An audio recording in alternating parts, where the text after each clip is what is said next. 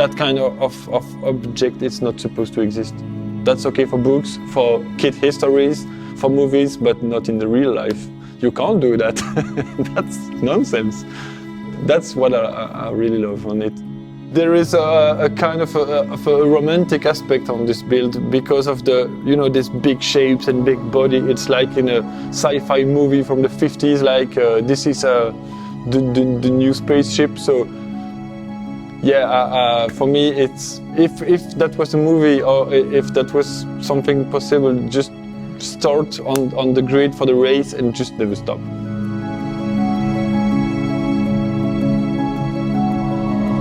I think if you want to continue to grow and to be as far as you can, you have to challenge yourself every time on every part of the bike, every new project.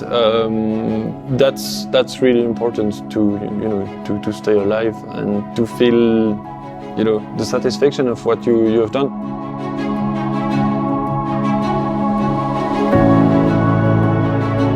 Yeah, I'm completely obsessed.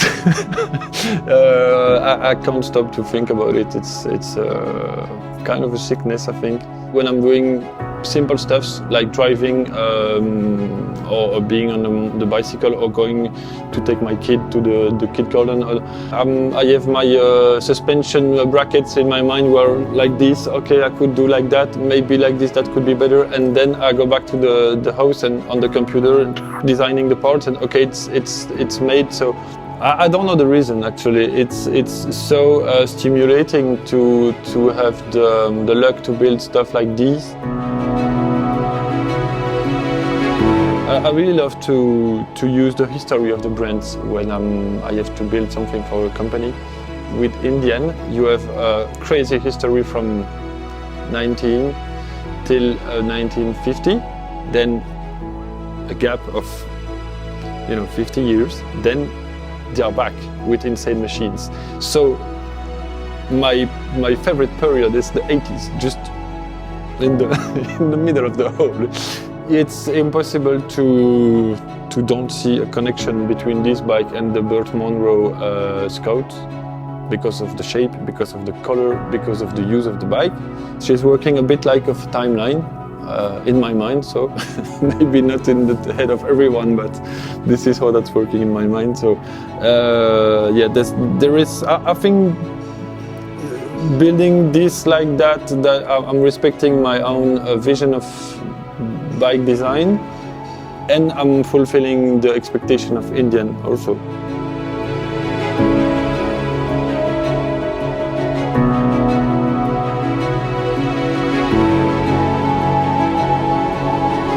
If you want to do it properly, you have to build it completely in your head, then dismantle it completely and begin by the end, because you have to build the fairing bracket before the fairing.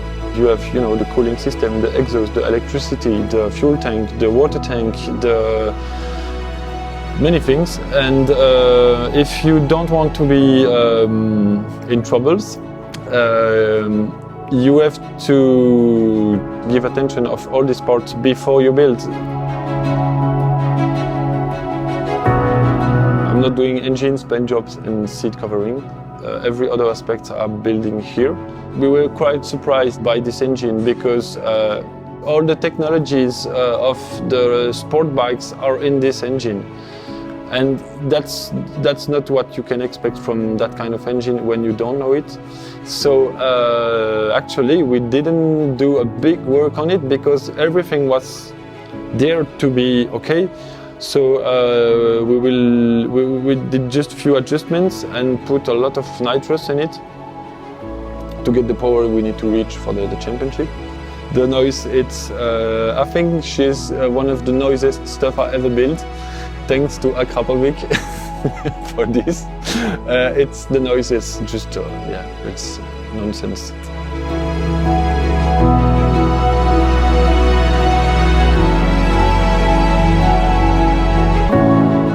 We are talking about 4, 5, 6, 7 months of work in the tunnel, like a monk. And so to stay focused, you need to be fed by something.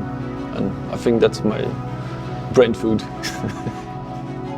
When the flag is going down and you have to release the clutch, it's just like you shut everything off in your brain, just the right hand working and just like, okay, go. And I will really enjoy to see this huge rockets going through the racetrack and till the finishing line. So yeah, I'm quite excited for the first race. When you see this bike, it's just like, I don't know, you can imagine lots of stories. She can go into the water, in the sky, or I don't know, in tunnels. Nonsense bike. Maybe that's my signature. I don't know.